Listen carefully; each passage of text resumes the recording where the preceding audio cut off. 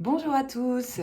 Aujourd'hui, je viens vers vous pour une vidéo assez particulière pour vous raconter notre expérience ou mon expérience, comme on veut, sur eh bien en fait, mon enfant ne rentre dans aucune case. Voilà, je pense que ce titre est pas mal, mais ça en dit long, je peux vous le dire. Voilà, donc je vais reprendre depuis le début en fait. Donc j'ai eu une grossesse tout à fait normale. Voilà, un accouchement très bien. Et puis tout a commencé à partir du deuxième jour de vie de mon fils. Où là, j'étais encore à la mater hein, et il pleurait, il pleurait, il pleurait, il pleurait. Bon, on comprenait pas, premier enfant. Nous, on était sur nos belles idées toutes faites, sur nos a priori. Il n'y a aucun jugement là-dessus. C'était juste pour nous à cette époque. Et puis sur tous les conseils qu'on nous avait donnés à l'extérieur aussi. Donc on a fait avec ça, il y a aucun problème là-dessus, sauf que, il pleurait, il pleurait et il pleurait.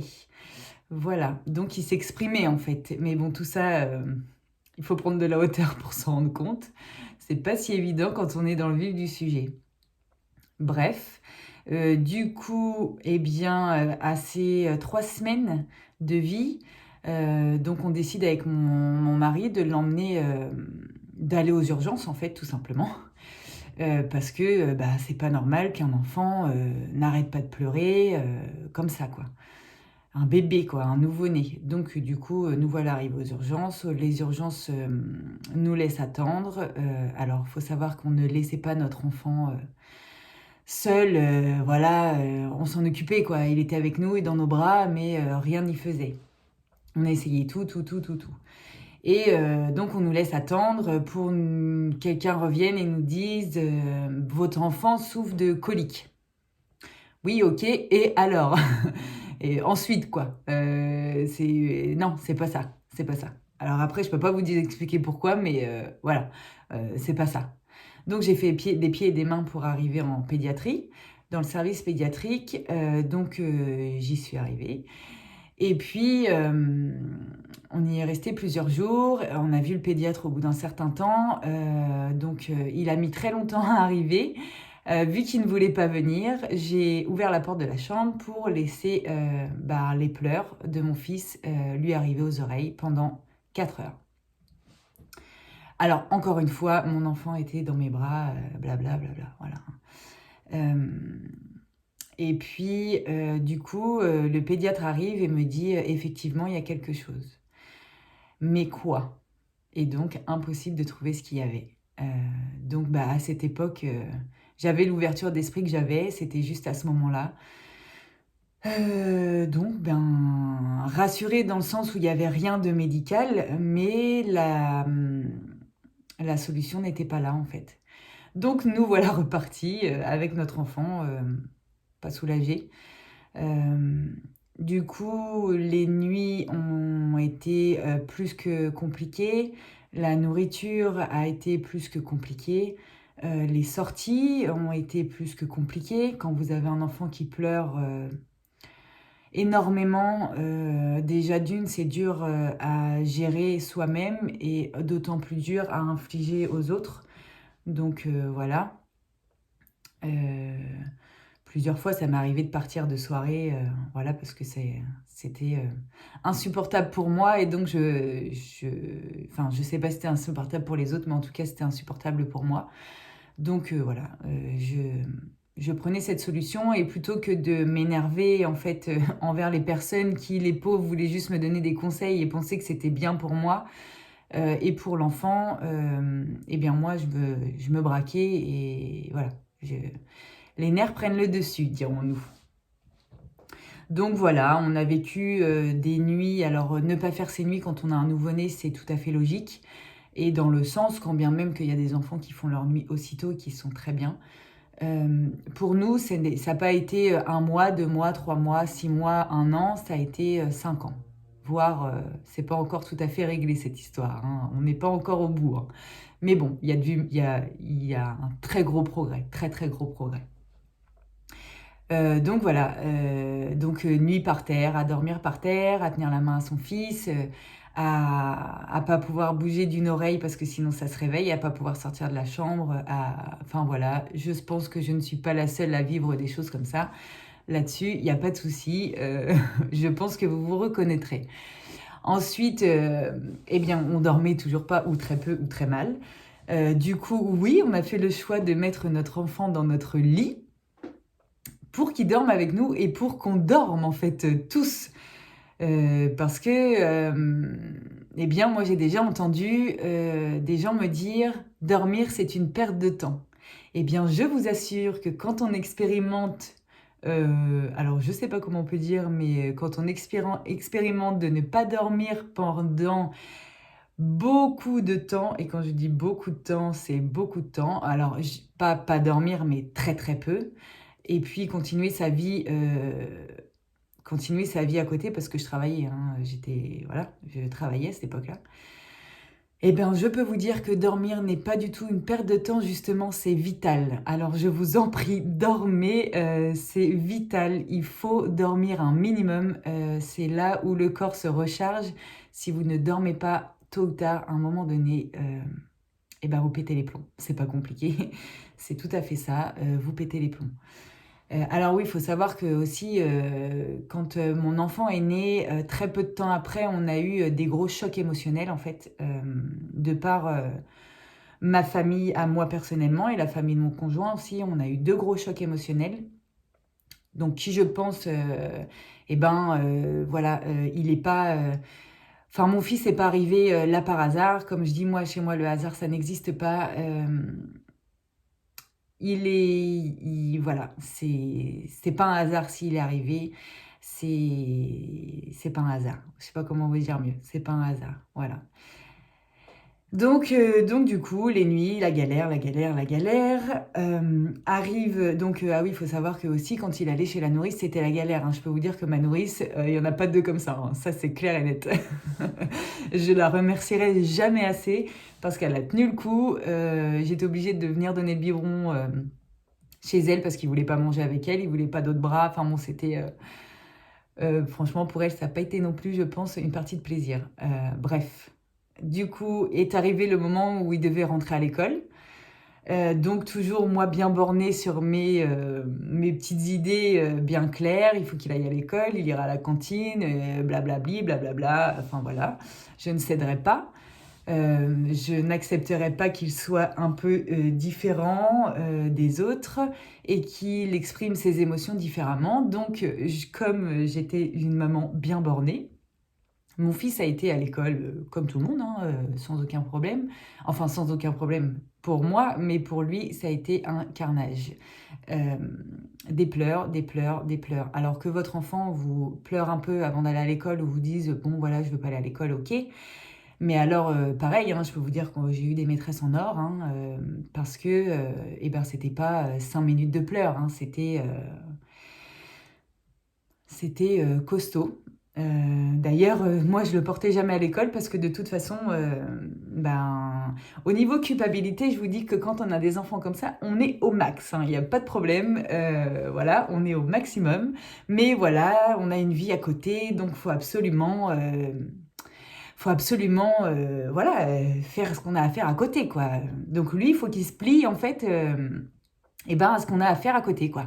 Voilà. Dans ma vision des choses, alors encore une fois, il n'y a pas de jugement, hein, parce que moi, j'ai été dans ce cas-là. Donc, dans ma vision des choses bien étriquées, c'était c'était cette façon de penser que j'avais. Voilà. Donc, il a pleuré pendant 3 ans pour aller à l'école, donc toute la maternelle. Toute la maternelle, il a pleuré et puis, bah, après il grandit donc c'est différent. C'est différent, mais c'est pas serein. Voilà. Donc voilà, donc pendant la maternelle, on est passé par des stades, donc on a été voir des gens, bien conventionnés, des psychologues, donc je n'ai rien contre les choses, très cadrées parce que ça convient à des enfants et c'est très bien. Donc il y a été une fois, 2 fois, 3 fois pendant plusieurs mois et la psychologue me disait à chaque fois: «Je comprends pas, votre fils est carré dans sa tête». «Ah bon?» Alors, limite, genre, j'avais envie moi, une fois, au pédiatre, je lui ai dit: «Mais dites-moi-le qu'il est hyperactif, mon fils». Et je me suis fait engueuler, vous savez même pas comment, hein. Parce qu'il m'a dit: «Mais parlez pas de choses que vous connaissez pas, il est pas du tout hyperactif, il veut juste découvrir le monde, alors laissez-le». Bon, OK. Donc la psychologue, donc va dans ce sens, en fait, en me disant que mon fils était, carré dans sa tête, que tout allait bien, il y avait aucun problème là-dessus.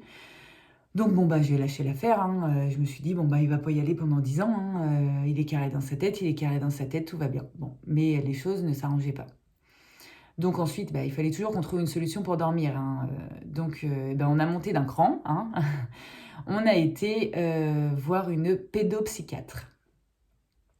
Donc ouais, j'avale ma salive, hein, parce que pédopsychiatre, OK, pas de souci. Donc encore une fois, il y a pas de souci là-dessus, il y a aucun jugement, hein, nous, on est passé par là. Donc on est arrivé là-bas, alors je pense que que j'ai entendu que ce que j'ai voulu entendre à ce moment-là et voilà. Mais la personne, donc j'ai encore pas de jugement, hein, sur ce qu'elle m'a dit, hein. Mais elle me dit, «Bah, en fait, votre fils, il dort pas, parce que, bah, il a 3 doudous et 2 tétines. C'est pour ça, en fait, il a une dépendance, voilà quoi, il a une dépendance». Alors peut-être, hein, je vais pas dire que non, mais OK, ça me fait de belles jambes et elle me dit, «Et bah, j'espère que vous, par contre, vous suivez une thérapie parce que c'est vous qui en avez besoin». Bon, OK, donc oui, bon, OK, j'étais en train de faire un travail sur moi, mais pas la peine de me le rappeler et puis je viens pas pour moi, je viens pour mon fils. Donc sur le coup, autant vous dire que je l'ai un peu mal pris. Je me suis dit: «Bon», alors, sachant que je suis tout à fait d'accord que quand l'enfant va pas bien et alors ça, je pense que c'est, l'enfant avant 7 ans, quand il a des troubles ou des choses comme ça, il faut aussi que les parents, fassent ce qu'il faut de leur côté. Se remettre en question est une très bonne, chose. Voilà, l'enfant, est aussi le reflet de nos émotions. Donc en fait, un enfant, c'est hyper intelligent parce que ça vient là, en fait, il vient juste là pour vous piquer et mettre en lumière votre part d'ombre, en fait. Mais c'est vachement bien fait, hein. C'est super, c'est je peux vous dire que on serait ça direct dès le départ, limite, on n'aurait même pas le besoin de se faire accompagner, hein, de se faire, enfin voilà, c'est hyper bien fait. Ils savent appuyer là où, bah, ils mettent le bouton en marche, quoi. Donc voilà. Donc on a été voir, cette, pédopsychiatre qui nous a, qui m'a dit, aussi, «Bon, bah, qu'est-ce que vous voulez? Vous voulez un cachet pour qu'il dorme ou quoi?» Bah, je sais pas moi, c'est vous le médecin. Faut faire quoi? Donc bon bref, on a fini avec un traitement, donc avec, de la mélatonine, donc qui est, une hormone du sommeil en fait, puisqu'elle me disait que quand on ne dort pas, on ne produit pas cette hormone et donc c'est une roue sans fin, on n'en finit pas. En fait, l'hormone se produit pas, donc il dort pas, enfin bon voilà et donc ça dort jamais en fait. On produit jamais d'hormones et on dort jamais et voilà, on n'en finit pas. Donc bref, il a été sous ce traitement hormonal pendant, 6 mois, je crois, un truc comme ça. Et puis effectivement, il avait toujours du mal à s'endormir, mais il dormait la nuit. Donc là, déjà, il se réveillait beaucoup moins, on avait beaucoup moins de crises, de choses comme ça. Donc c'était top. Mais il arrivait un moment où, bah, moi, je continuais mon chemin aussi de mon côté. Et puis, bah, ça résonnait plus du tout, avec ma façon de penser du moment, en fait. Donc on a décidé, eh bien, de diminuer le traitement et puis d'arrêter, comme, on nous a conseillé si on voulait arrêter, en fait. Voilà. Parce qu'apparemment, il y a pas de dépendance à cette substance. Donc voilà. Donc, encore une fois, on en a fait l'expérience aussi, avec mon fils puisque, donc il était sous traitement. Quand on a arrêté, forcément, eh bien, c'était toujours la même merde. Bonjour! En fait, alors, comme je dis, le traitement, c'est bien, mais c'est pas un traitement de fond, en fait. C'est un traitement de surface. On a l'impression que tout va bien, mais quand on arrête, c'est le bordel. Enfin, c'est toujours le bordel, en fait, parce que ça a toujours été, mais en fait, il était là pour masquer. C'est un pansement, hein. Enfin, c'est ce que je pense, c'est ma façon de penser, encore une fois. Donc voilà. Donc du coup, bah, c'était toujours le même bazar. Donc, eh bien, il fallait trouver une autre solution. Donc à chaque personne que moi j'ai côtoyée pour moi, qui m'ont aidée, et ben, je demandais conseil à chaque fois. Donc on est passé par, les fleurs de Bach, on est passé par, l'homéopathie. Heu, alors, oui, ça je vais pas dire que c'était pas mieux, mais c'était pas, transcendant non plus, hein, ça l'a aidé, mais voilà, c'était pas, on voit encore une fois, ce qui est dans le fond, c'était pas traité, quoi. C'était pas traité. Et puis, il faut savoir que les enfants, bah, qui dorment pas, alors je vais parler pour mon fils, plus précisément, parce que j'en connais d'autres, mais je me permettrai pas de parler. Les enfants, mais comme nous, hein, quand on dort pas, on est infernal. Donc ces enfants-là sont hyper sensibles, hyper speed, hyper, en fait, parce que tout est décuplé, puisque bah, on les pique un peu, pour eux, ils vont ressentir ça comme quelque chose d'énorme, en fait, tellement ils sont sur la défensive tout le temps, ils sont dans un état de fatigue désastreux, désastreux. Donc, eh ben, tout est décuplé. Tout est décuplé. Donc, c'est pour ça que je vous dis que dormir, c'est hyper important. Hyper important. Je dis pas de dormir 10 heures, mais un minimum. Et donc voilà. Donc, bah, on passe par des phases où bah, c'est compliqué déjà de vivre en société. Parce que ben, on a un jugement. Alors, nous, on en a un à force, hein, oui, oui, hein, parce qu'à force de nous bourrer le moule, de toute façon, nous aussi on l'a, et pourquoi on a un enfant comme ça, on peut rien faire. Enfin voilà, à chaque fois, ça finit, quand on voit d'autres enfants, ça finit en bagarre. Alors, on peut dire tout ce qu'on veut, hein, on ne sait pas l'éduquer, eh ben, alors ça, je peux vous dire qu'on se l'est dit avant même qu'on nous le dise, hein, que bah, on a loupé quelque chose, c'est de notre faute, on est des mauvais parents. Ah bah de la culpabilité, c'est fois mille, hein. On n'a même pas besoin qu'on nous le dise, hein. Avant que les gens nous le disent, on se l'est déjà pris plein de fois dans le nez, hein. Et donc, euh, et donc voilà, la vie en société, c'est compliqué parce que bah, dès qu'on veut sortir, et ben avec les autres enfants, c'est dur, puisque bah, ils ne supportent pas les relations en fait, et surtout avec des enfants qui sont un peu comme eux. Des enfants plus calmes, ça va aller, mais si c'est des enfants qui sont un peu énergétiques, non, énergiques, et ben, ça les pousse dans leur retranchement. Ils se voient, c'est des miroirs, donc là, ben, forcément, ça finit pas bien, hein. Donc voilà, c'est du stress au quotidien, parce que ben, on n'a pas envie de faire les choses. Bah oui, on n'a pas envie de faire des choses avec notre enfant. Bah oui, ça existe. Oui, quand tout se passe bien, bah, tout se passe bien, mais quand ça se passe pas bien, bah, il faut le dire aussi. Il y a pas longtemps, j'ai vu une émission d'ailleurs sur le burn-out des parents. Alors, à cause, j'aime pas ce terme, des enfants. Voilà. Et ben oui, ça existe. Alors, moi, j'aurais pas mis ce mot-là, mais bon, après tout, c'est la mode, le burn-out, hein, donc on va dire ça. Mais effectivement, nous, on est passé par là. Alors, je sais pas si c'est un burn-out, hein, mais des expériences difficiles, on en a vécu. Après, je me dis que c'est comme ça. Et quand on prend de la hauteur, je vous assure que, bah, en fait, on le remercie quoi d'être là, parce que sans lui, eh ben, on n'évoluerait sûrement pas comme ça et pas aussi vite. Donc, c'est un cadeau en fait. C'est un cadeau. Mais bon, on le voit bien après, hein, je vous rassure. Quand on est dans ce tourment et dans ce truc, on le voit pas, hein. Enfin, personnellement, je ne voyais pas du tout que c'était un cadeau, hein, mais pas du tout, du tout, du tout. Voilà. Donc, effectivement, on a le jugement des gens, et puis on a les conseils des gens, et puis on a les remarques et les réflexions. Alors voilà, l'entourage, ça compte beaucoup, hein, parce que quand on a du soutien, ah bah, alors après, vous allez avoir aussi, ah bah moi, je comprends pas parce qu'il est jamais comme ça avec moi. Mais oui, mais parce que c'est normal. Parce que les enfants qui sont comme ça, en fait, ils se déchargent que quand ils ont une réelle confiance en la personne qu'ils ont en face d'eux. Parce qu'à un moment donné, ils sont obligés de se décharger. On dit bien que tous les enfants, après 2 mois d'école ou arrivés proche des vacances, oh là là, qu'est-ce qu'ils sont fatigués, ils sont énervés. Bah oui, c'est normal en fait. Parce que tout enfant, euh, moi quand on me dit, ah bah en fait mon enfant il est pas du tout pareil à l'école qu'avec moi, bah oui, mais en fait c'est grave. Parce qu'en fait, ton enfant, il a déjà compris qu'il fallait qu'il mette un masque, qu'il fallait qu'il joue un rôle en fait à l'école.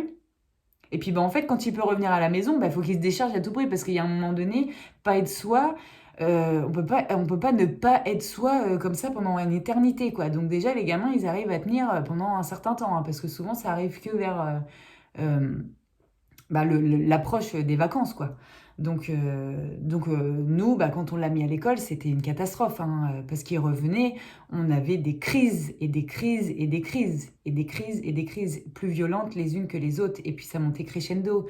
Alors, à 3 ans, quand on a peur que son fils euh, devienne violent, je vous dis qu'à un moment donné, moi, c'était hors de question que je laisse passer ça. Il faut à tout prix trouver une solution. C'est pas possible. On n'est pas comme ça. Non, non, non, non, non. Non, non, on peut pas dire c'est comme ça. Enfin, pour ma part, c'était impossible. Je ne concevais pas ça et il fallait que je trouve à tout prix. Voilà. Donc voilà, j'ai dérivé, je ne sais plus où j'étais du tout. En tous les cas, oui, c'est des enfants qui sont hyper tout, donc qui pètent qui pètent les plombs pour un rien, quoi. Bah oui, parce que tout est décuplé, en fait. Mais comme un adulte qui accumule énormément de fatigue, à un moment donné, il pète les plombs. Alors, sauf que moi, mon fils, c'était... alors, il faut savoir qu'un enfant, en plus, ça n'a pas de filtre, ça n'a pas de barrière, ça n'a rien du tout. Donc, si ça a envie de péter un câble là, maintenant, ici, peu importe où on est, il le fait. Et puis, s'il a envie de pleurer là, il le fait et il ne se retient pas. Et encore heureux. Parce que sinon, je ne sais pas dans quel état ça aurait été. Donc, on a fini par... il a fait des soins énergétiques. Il a fait des soins énergétiques. Ça l'a beaucoup aidé. Énormément même. Et j'en remercie la personne qui l'a accompagné là-dessus pendant un petit bout de temps. Des soins au bol tibétain, c'est très très... Enfin, pour lui, ça a été top. Et puis, il n'avait pas besoin de parler. Et puis, un enfant, des fois, ça trouve pas les mots si petit. On me dit, oui, mais laisse-lui du temps, il est petit. Oui, mais en fait, alors moi, j'ai une peur. J'ai cette peur-là dès 7 ans. Parce qu'on dit qu'un enfant commence à se façonner à partir de 7 ans. En fait, il comprend que, en fait, à l'école, il faut qu'il soit comme ça. Et puis, en fait, pour être tranquille, il faut qu'il soit comme ça. Et puis, en fait, avec ses copains, pour être accepté, il faut qu'il soit comme ça. Et alors, je peux vous dire que c'est un truc que je ne veux surtout pas qu'il fasse. Alors, j'ai pris de la hauteur aussi là-dessus j'essaye de me détacher de ça. C'est pas évident parce que c'est pas bon de lui mettre mes peurs. Mais c'est pour ça que je parle énormément avec lui à chaque émotion. Euh, alors ça, je vous parle de ça maintenant, hein, mais avant, quand j'étais dans vraiment le vif du sujet et que je pensais avoir une certaine ouverture d'esprit, mais qui était toujours plus ou moins étriquée. Quand on est dans la merde, on est dans la merde, on a le nez dans la merde et on voit pas tout ça. Et clairement, on le voit pas. Et en fait, clairement, si je fais cette vidéo, j'espère vraiment que ça résonnera à certaines personnes. Si vous vivez ça, et bien sûr, enfin, vous n'êtes pas seul déjà. Voilà. Chacun vit son expérience à sa manière, mais vous n'êtes pas seul. Et nos enfants, ils sont uniques, chacun les uns avec les autres. Et s'ils rentrent pas dans une case, ils rentrent pas dans la case en fait. Et puis c'est tout. Enfin, il n'y a pas de souci là-dessus. En fait, c'est juste des enfants qui sont hyper évolués, qui arrivent dans un monde moins évolué. Et en fait, pour eux, mais c'est ce qu'ils voient, c'est pas possible quoi. Pète les plombs. Donc voilà, vraiment, on n'est pas seul, on n'est pas seul, on n'est pas seul. Vraiment, vraiment, vraiment. Et ça, c'est hyper important parce que moi, j'ai rarement connu des personnes qui avaient des enfants dans le même genre que mon fils. C'est pour ça que moi, je voulais à tout prix qu'on le mette dans une case, la case de l'hyperactivité ou la case de, je sais pas, moi, dites-moi quelque chose. Il a quoi? Il a un problème au cerveau? Il a un problème... Bah oui, on a à un moment donné... je veux dire, il y a un moment donné, on a envie qu'il nous dise un mot sur ce qui se passe. Mais il n'y en a pas. Il n'y en a pas. Bah non, il y en a pas.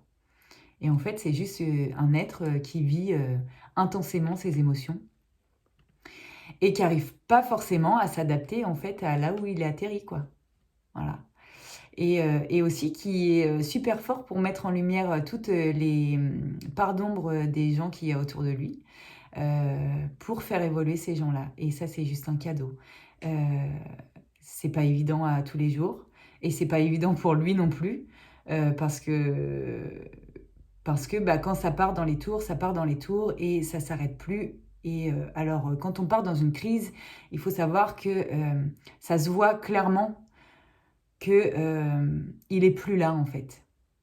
Je sais pas comment dire, alors vous allez me prendre peut-être pour une folle, hein, mais regardez bien les enfants dans les yeux quand ils partent dans des crises et de toute façon souvent, hein, après, une fois la crise finie, ils vont soit s'excuser ou soit redescendre, soit vous faire un câlin aussitôt, soit, vous dire: «Je t'aime», soit, parce que, bah, en fait, c'était plus fort qu'eux. Il y a quelque chose qui pousse à l'intérieur. C'est plus fort, ils arrivent pas, en fait. Ils arrivent pas et quand on comprend ça, quand, l'enfant comprend lui, hein, mais nous, on a du mal à comprendre. On se dit: «C'est pas possible, machin», alors on part dans les tours et on envenime la crise, en fait, parce que, il y a un moment donné, «Oui, mais faut se calmer, faut être calme auprès de lui pendant qu'il» alors oui, je suis d'accord, je suis tout à fait d'accord, mais quand, ça fait, plusieurs années que votre enfant est en crise et que vous êtes fatigué, on va pas se leurrer, hein. Il y a un moment donné, vous pétez un câble aussi, hein, et c'est tout à fait, je vais pas dire normal, parce que la normalité, c'est quoi? Mais c'est une émotion comme une autre et il faut l'accepter, en fait. Il faut l'accepter, c'est tout. Heu, voilà et mais regardez votre enfant dans les yeux et moi, je l'expérimente, maintenant. Alors, je vais pas dire un peu tard parce que c'est de la manière dont laquelle, je vois les choses actuellement. Mais et ben, je lui demande, «Ben, écoute, là, tu vois, tu t'en vas dans une crise là, mais c'est qui? C'est toi ou c'est, ben, la colère?» sans dire un petit bonhomme, mais ou c'est la colère ou c'est, enfin voilà, mais mettre des mots dessus et puis, il va vite vous répondre, que non, c'est pas lui. En fait, ça lui appartient pas. Maintenant, ça lui appartient pas, il est pas comme ça en vrai. Mais faut surtout pas qu'il s'identifie à ça, en fait et c'est ça qui est et c'est pour ça que comme si je galope, avant qu'il arrive à ses 7 ans parce qu'après il s'identifie à tout ça et après il croit qu'il est comme ça. Il croit qu'il ressemble, à sa mère ou à son père ou il croit bah, voilà, physiquement il ressemble à son père donc il est comme ça. Alors je dis pas que, c'est une tare, hein, pas du tout, hein, c'est pas ça, mais en fait, quand on est, on est un être à part entière, en fait. Alors oui, on peut avoir des similitudes de caractère, mais c'est parce qu'on s'est façonné sur la personne avec qui on a vécu, en fait, c'est tout. Mais à la base, on est, on est un être, unique. Alors, moi, je sais que j'ai toujours du mal avec ça, «Ah bah, il ressemble à qui? Ah bah, il a bien le caractère à sa mère celui-là, hein», alors c'est pas que ça me dérange, hein, mais en fait, mais je lui dis: «Mais laissez-le tranquille, laissez-le, il ressemble à lui-même, en fait». Il ressemble à lui-même, c'est tout. On n'a pas besoin de ressembler à qui que ce soit. Déjà, être bien avec son être à soi et après, on verra. Mais voilà, en fait, c'est encore s'identifier par rapport à quelque chose et avoir des liens de dépendance. Bon, ça viendra plus tard. Avec, certaines choses, voilà. En fait, c'est comme si qu'on avait besoin, encore une fois, de rentrer dans une case, s'identifier à quelque chose, alors qu'au final, et ben, on est juste, en fait. On est, c'est tout. Voilà.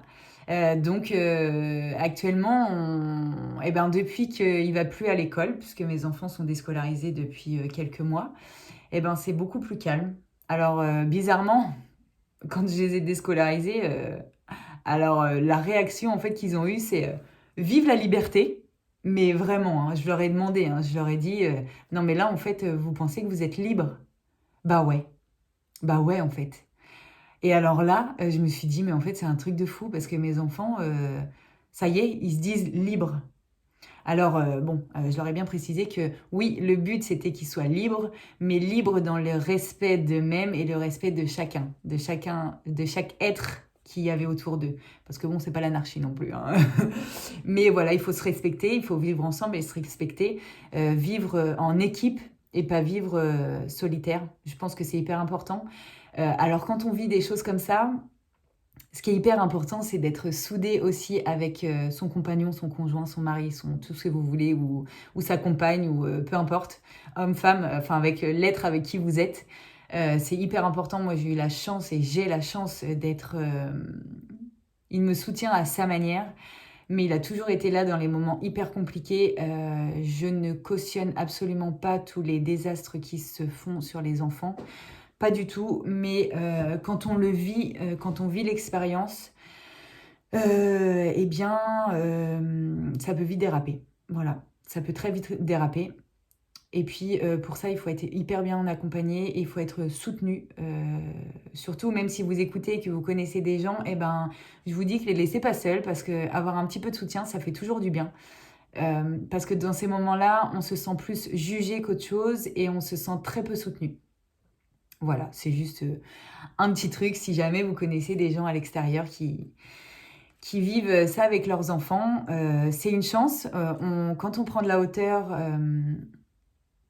eh ben, on arrive à se dire que c'est une chance. On a la chance, j'ai la chance d'avoir un enfant qui me fait évoluer et qui me fait transcender toutes mes parts d'ombre un peu plus chaque jour. Il s'en rend sûrement pas compte, c'est sûrement inconscient, mais c'est pas un hasard. Il m'a fait beaucoup évoluer, il m'a fait ouvrir mon champ de vision, mais c'est incroyable. Il m'a fait prendre conscience de plein de choses. C'est vraiment des cris du cœur en fait. Ces enfants-là, quand ils pleurent, c'est vraiment des cris du cœur. C'est pas des cris de comédie.